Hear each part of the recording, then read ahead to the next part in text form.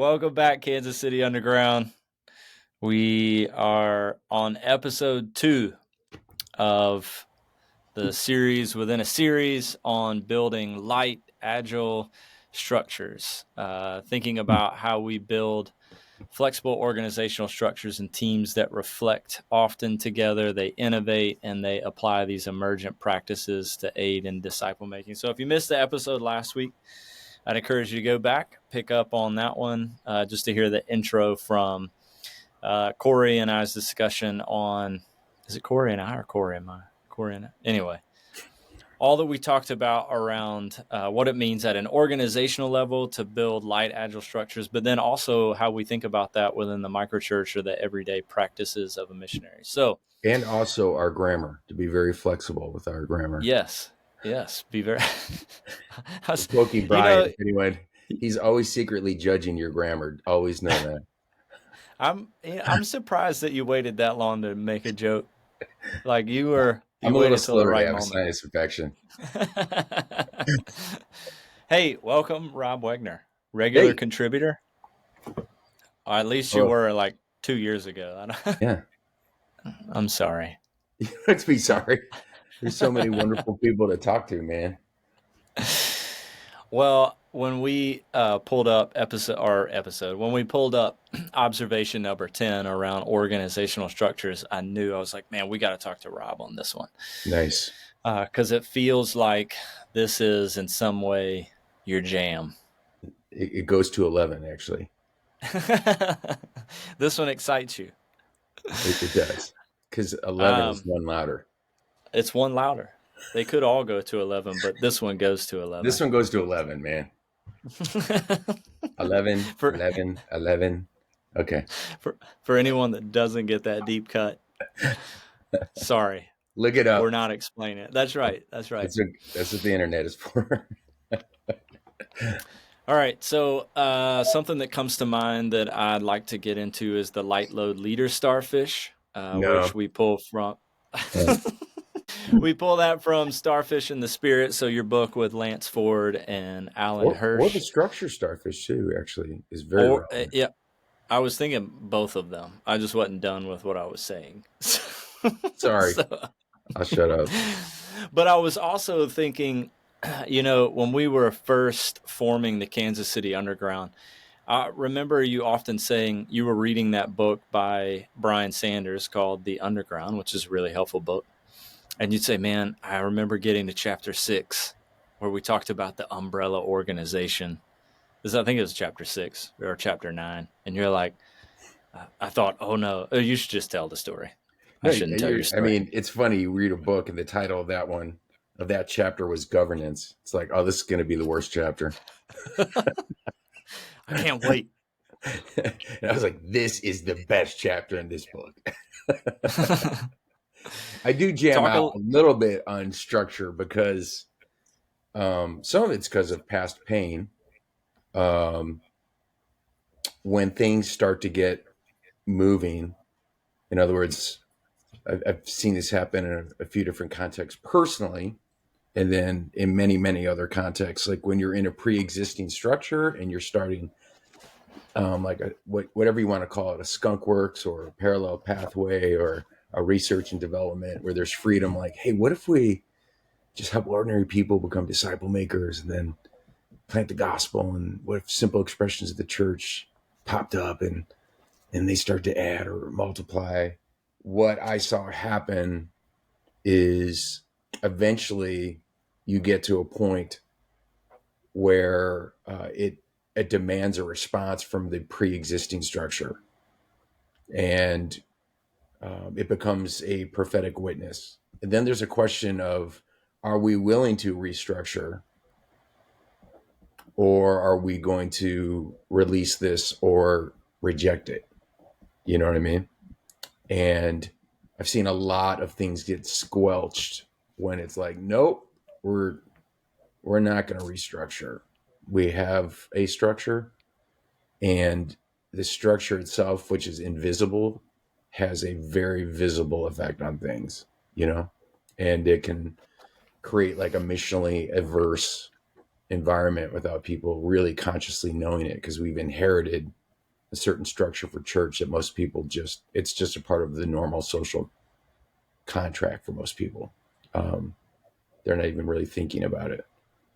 And that's okay. I mean, it's not like people should walk around thinking about the structure of the church all the time or something. But it does matter. It does actually matter.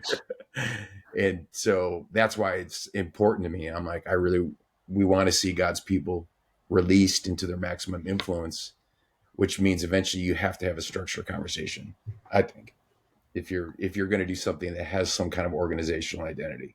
And if you don't, like, I know people who've got to hundreds of micro expressions and they refuse to have the organizational conversation. And I know two very influential people. I won't say their names out loud because I haven't asked permission. Both of them were like, and that actually ended up kind of killing the thing. Like it dispersed so far that we actually lost momentum and we didn't have a shared identity. And then there was a lot of weird identities, and some of it got like assimilated back into predominant model church, and other parts became really angry and like pissed off about everything. And so there you go. There's some just opening thoughts. What do Yeah, you think? I was gonna say we went really far, really fast. I feel like Sorry. we went from chapter 6 of the underground to, Oh, to networks dying really fast. I said it. Yeah, No, yeah, this is one of my jams. I do care about it. yeah, no, This, I love it. We're gonna let's unpack all of that. I just Hopefully, meant that is like a why, like why we actually have to talk about this stuff. I think it, yeah, yeah. you know, One of the things we said last week was um, this we're trying to make a podcast here for ordinary disciple makers. We want to equip ordinary people, and yeah, then there's sometimes we sort of float up into the clouds. Um, but hopefully, for people that are listening, it's like we hope some of this, while it may sound like it floats into the clouds and it's just for people that are thinking about leadership and developing a network, it also can help ordinary people understand how they relate to that network amen. and And why that how they structure relate is to there for everybody them. in their life. Yeah. It really is about entering the original circle of the Trinity and going, how do the Father and the Son and the Spirit treat each other? How do they organize relationally? What does that look like? And then saying, this is the posture I want to bring into every relationship and every circle of relationships, whether it's my family and marriage or my friendship circle, or so it's like you said, it has a lot to do with the inner posture about how we approach everyone and everything. Am I conquering? Am I trying to control everything? Am Mm. I looking down, or am I actually at people's feet serving? Am I curious? Am I open? Am I trying to be a catalyst for more beautiful things? Am I Wow. mutually submitting? Those are all structural questions, actually, in my mind, and they come out of the Trinity, the dance between the Father and the Son and the Holy Spirit, and that's the circle at the center of the cosmos. Like that is, so it's like, will we enter that dance, or are we going to try to build a pyramid? Circles roll, triangles do not. You get that'll movement with that'll probably circles, but triangles start. that that'll probably be a reel. I'm gonna I'm gonna cut that one out. All right, so man, I'm trying to like wrap my head around all the stuff you've said and point this into some directions.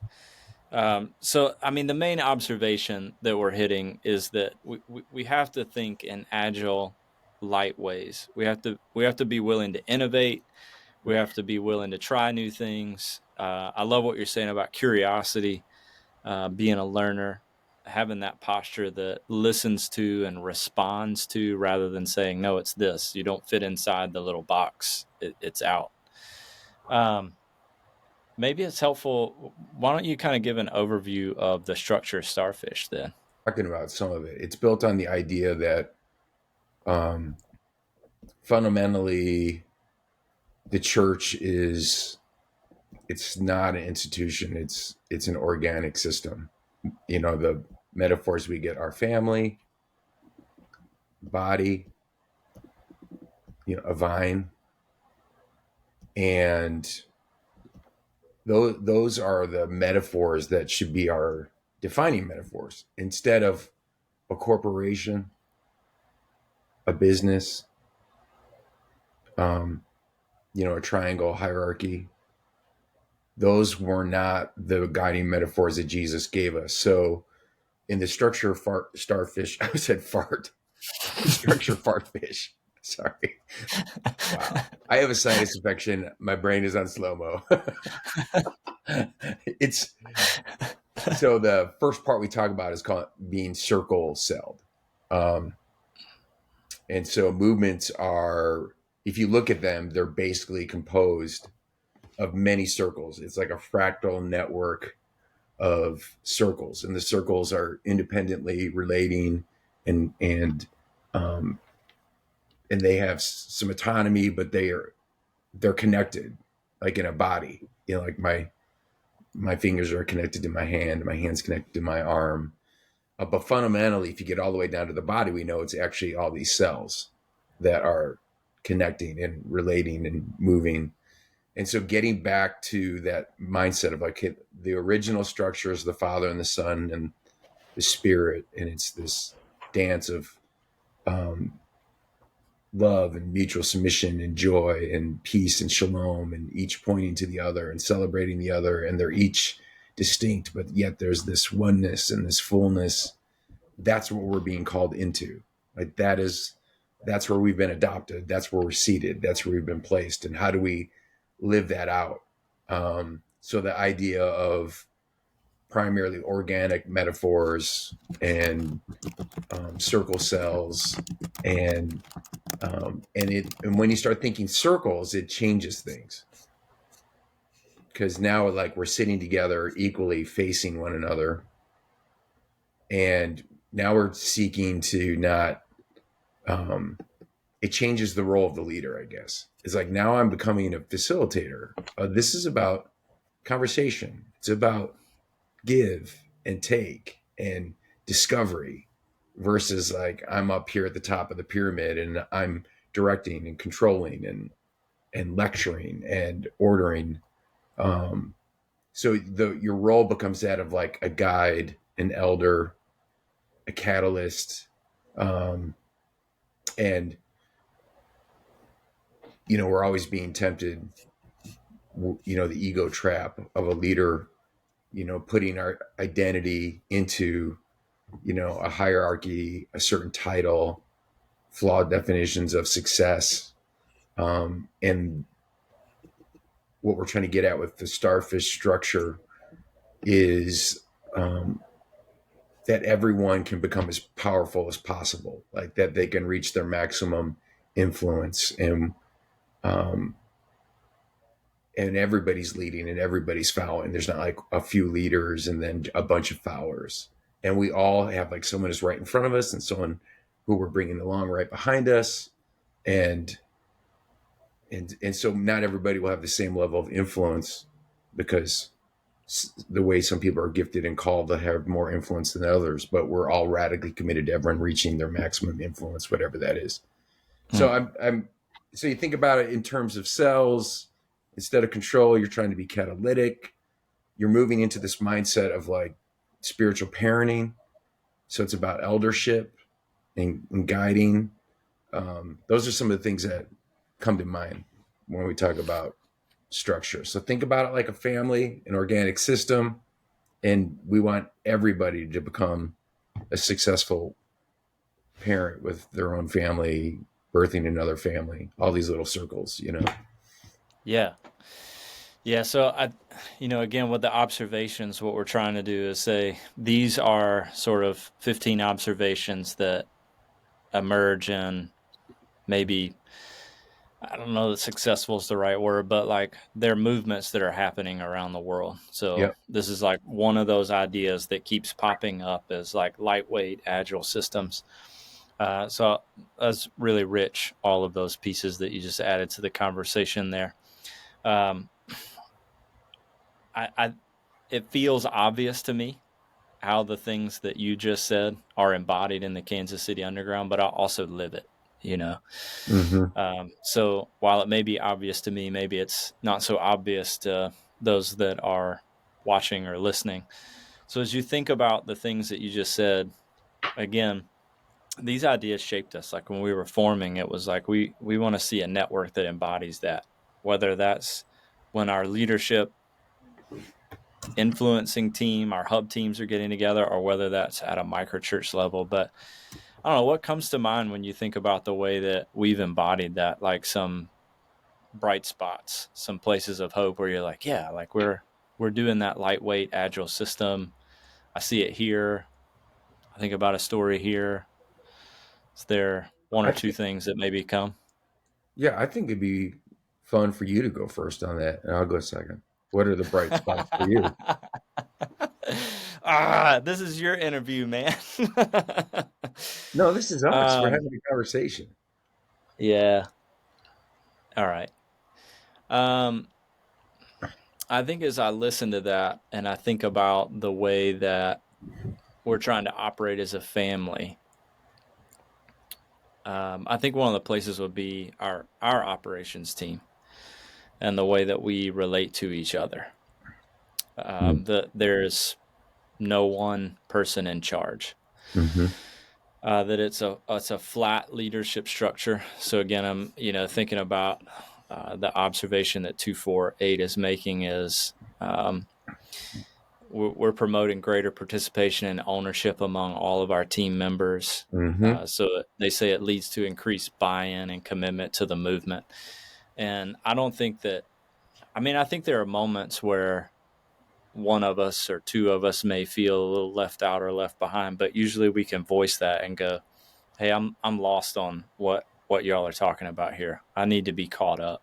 Um, but when we meet, because there's sort of a North Star we're going toward of city movement of seeing beauty, justice, and good news fill our city, we're telling stories about where we see that happen every time we get together first.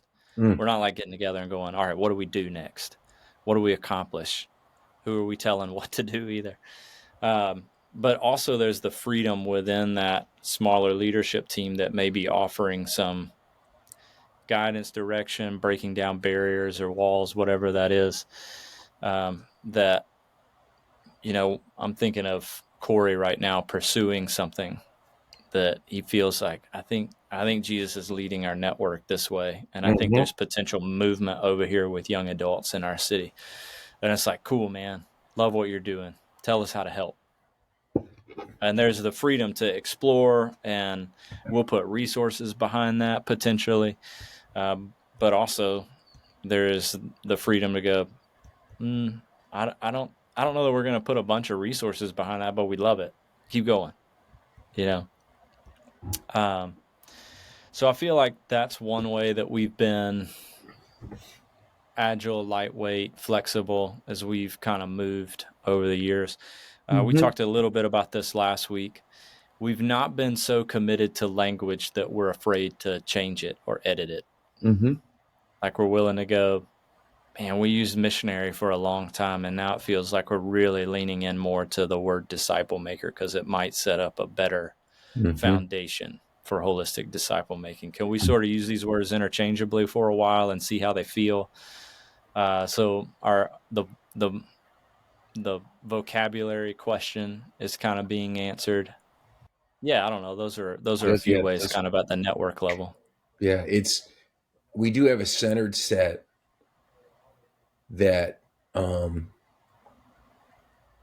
the original, I don't know, handful of people that founded the underground, quote unquote, founded, um,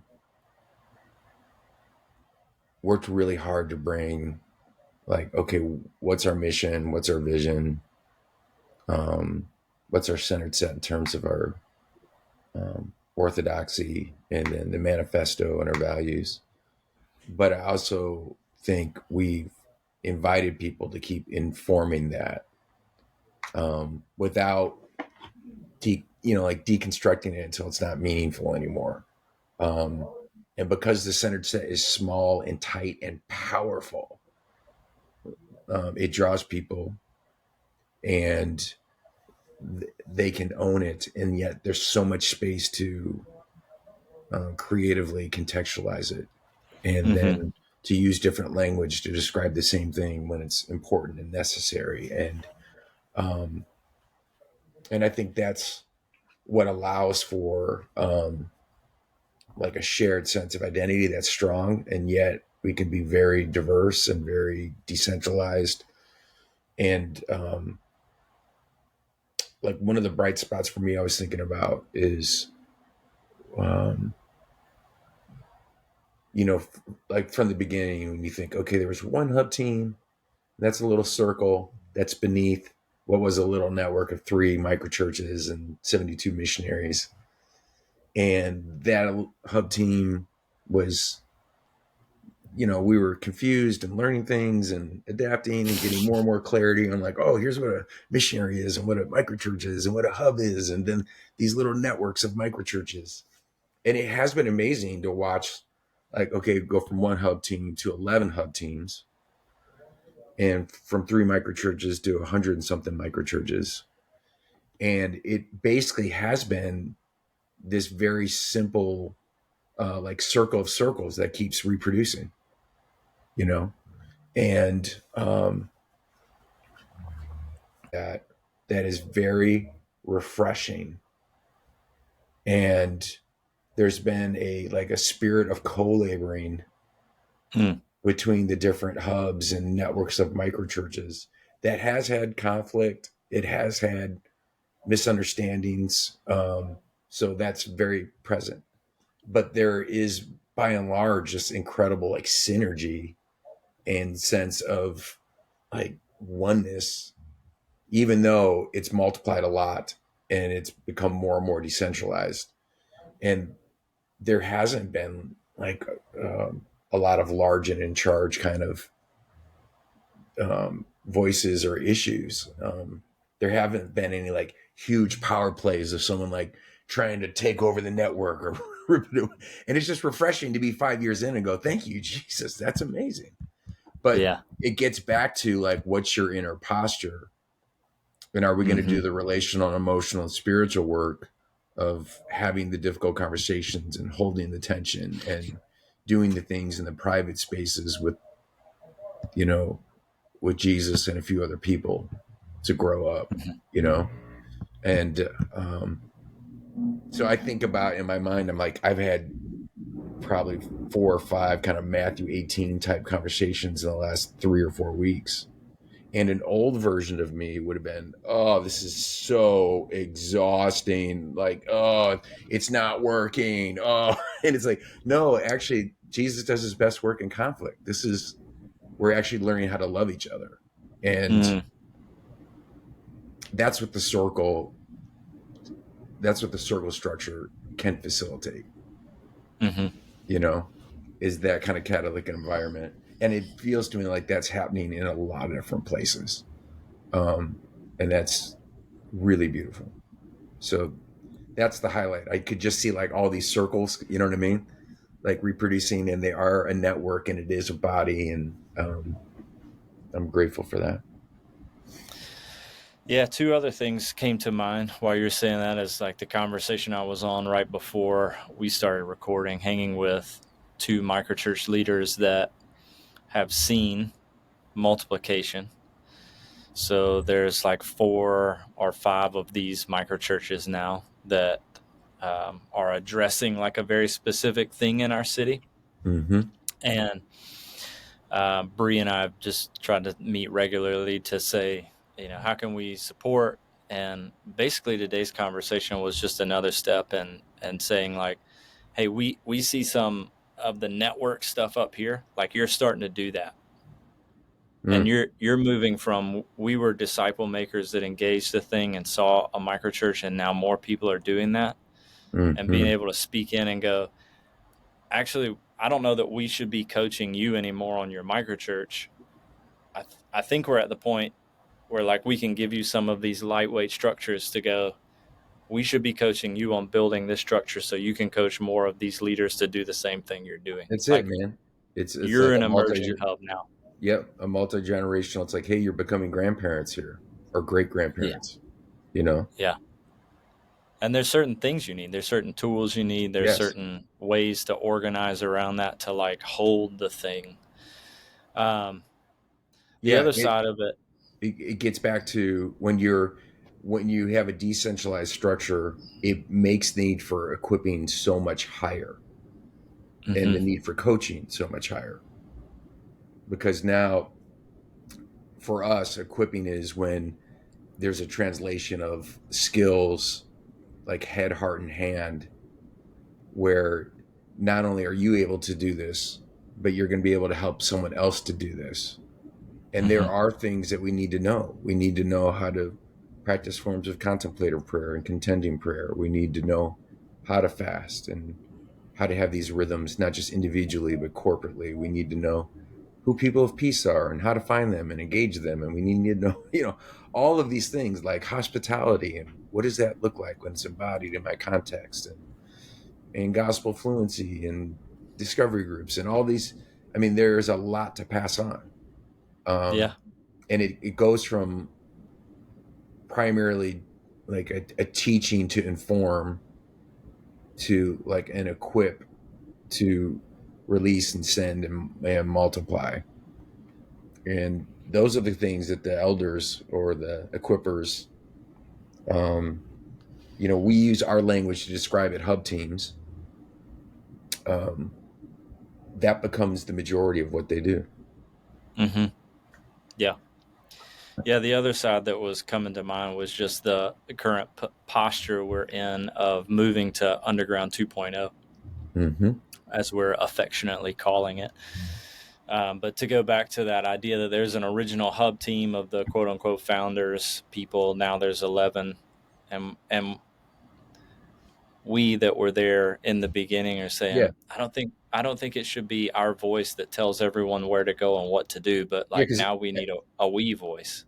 yeah. And everybody in essence is a founder in the underground. Mm-hmm. It's like you're joining Jesus in your context with a partner or a team and Yeah. in what he's doing to restore and reconcile all things in there. So like you are as much a founder as we are. Yeah. And how do we maintain that spirit, you know what I mean, of Yeah. And equality, collaboration? there may be 1,000 organizations that do this, but I've never been a part of one that 5 years in was like, hey, we're going to reform. And in 5 years from now, we might need to do it again. Totally. I mean, Yeah. there's still some like centered set stuff, but like, I mean, churches I've been a part of in the past, sure, we come up with new ideas and things that we're going to go do, but structurally, everything stays the same. But we're like currently sort of in a season of curiosity and learning to say, if we do create sort of a new table with new voices, how will it strengthen us? Not losing what we've had, that's still like at the center set. Um, but how will these new voices create a greater voice that can influence what we could do in the city? Amen.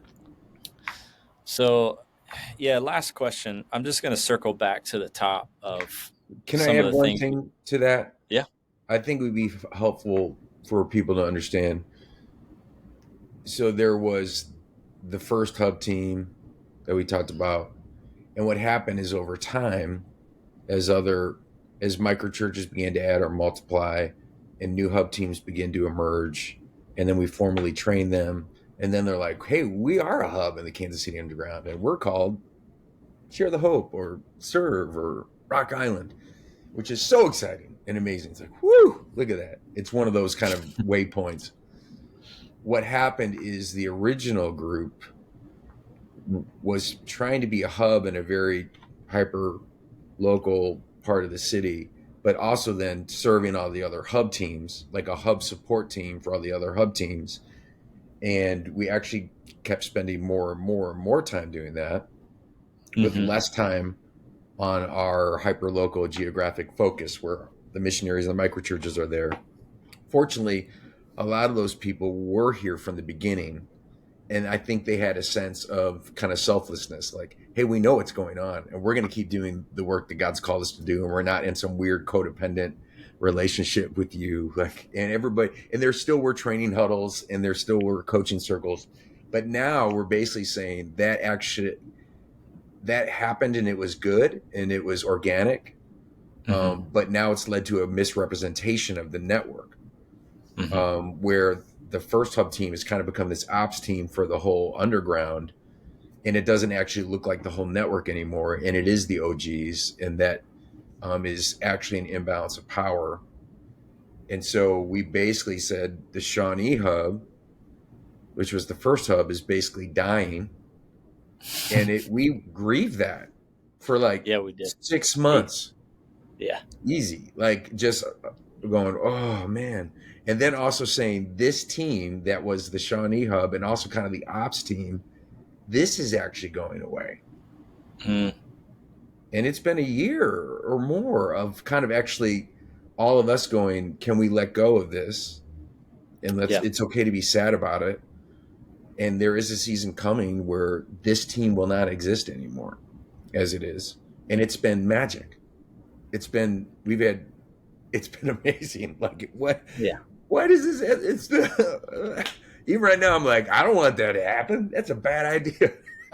but, but, and we've started basically a year-long process where we invited all the hub teams to sit together as equals. We're focusing first on the inner posture and developing the skills we need to be a more diverse, like healed, reconciled community. Um, and then we're starting the structure conversation. So we've relaunched the original hub as the Western Edge, which I think is helpful for people to know.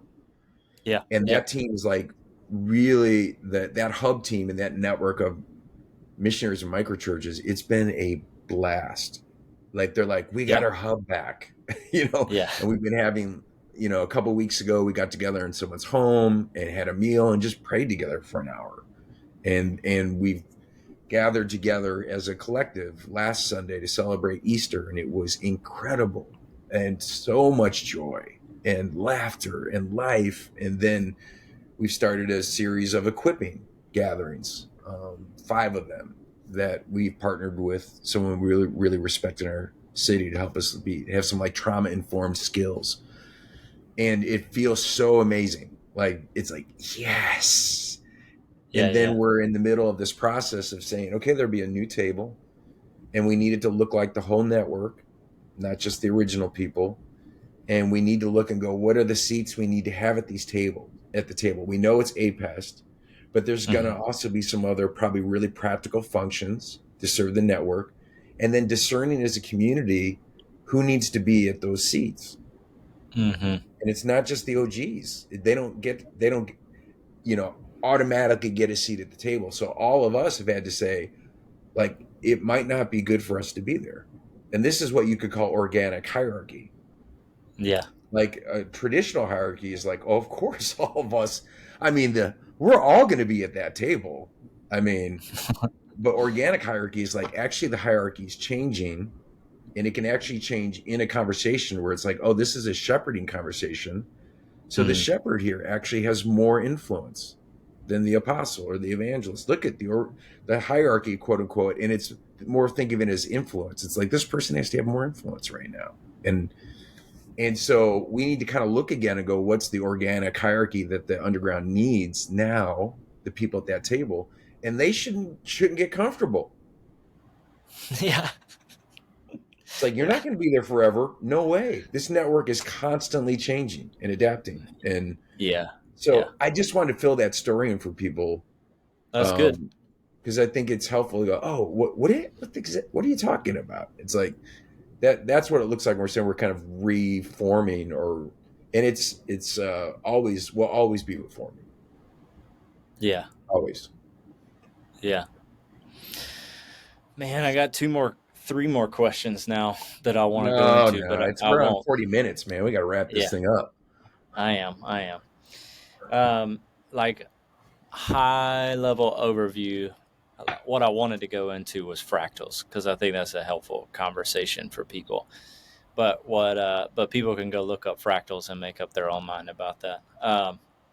If you had to go like, man, like skills needed, postures needed, um, for leaders who are thinking like, man, like you, again, you mentioned it sort of at the beginning, but if you're like, these are the 2 or 3 or 4 sort of postures or skills that you need to have if you're thinking about being lightweight and being able to adjust and move to see movement actually sustain.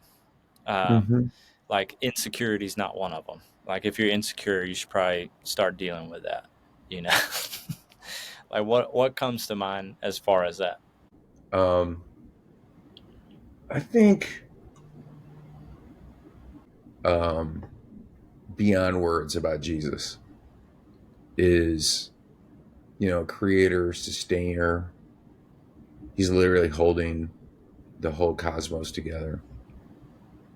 He's conquered sin, death, hell, and the grave. He literally went, to the underworld. He's like, I got the keys to death.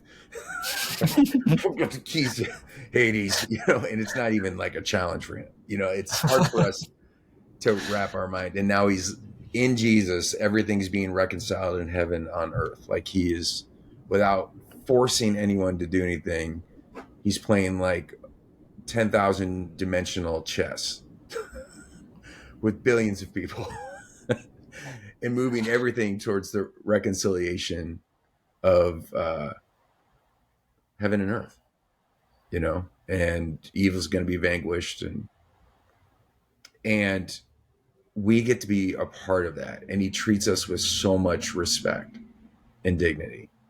He's like, you're my friends. Hmm. And we're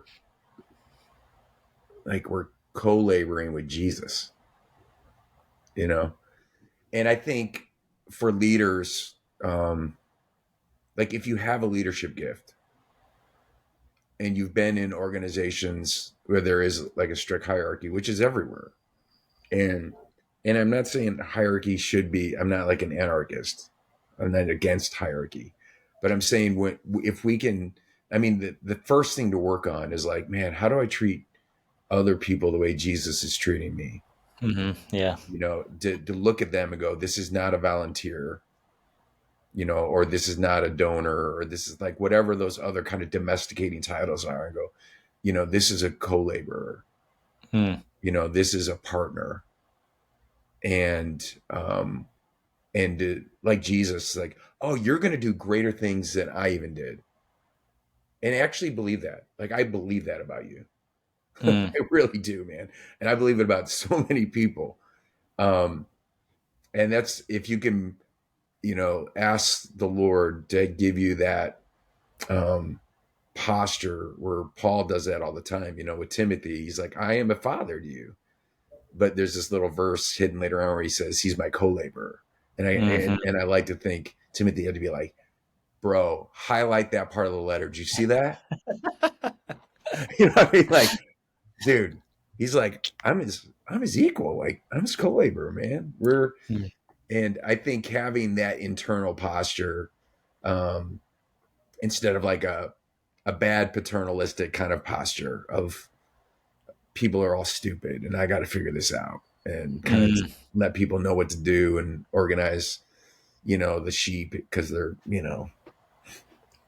I'm 10 times smarter than everyone else. It's like Mm. everybody around you knows so much more about other stuff that you don't know about. And if you're humble and curious, and Paul was really looking for others to become co-equal co-workers with him, like Priscilla and Aquila and Timothy.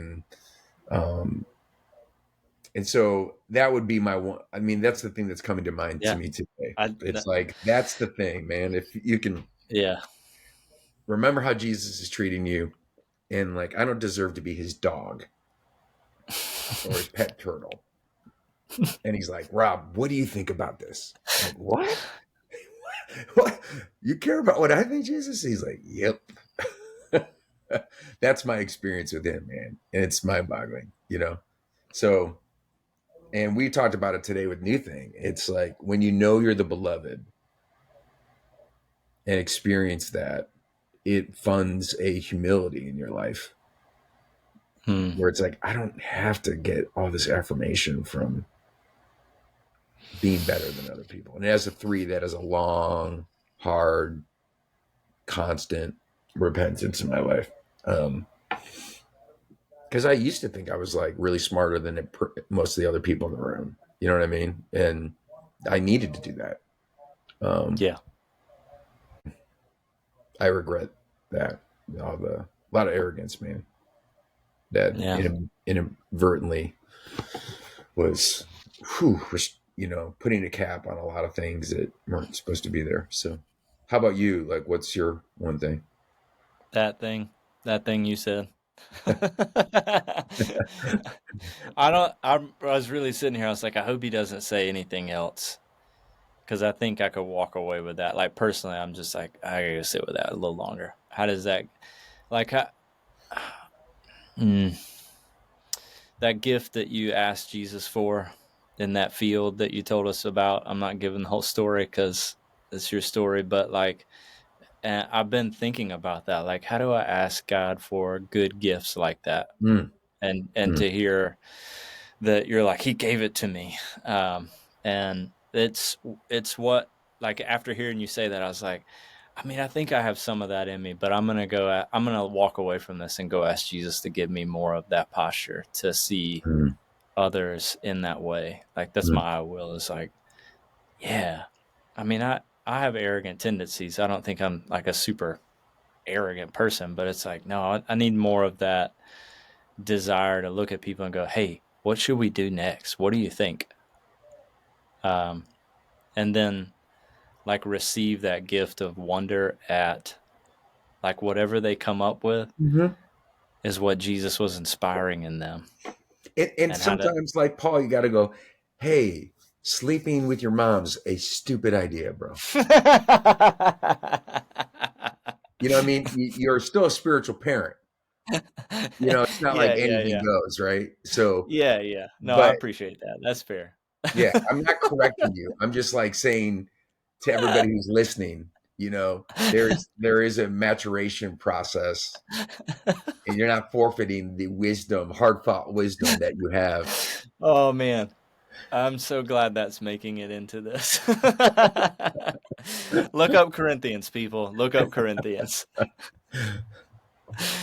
All right, It's, man. yep, Thanks for the conversation. That was rich. yeah, you bet. Thank you.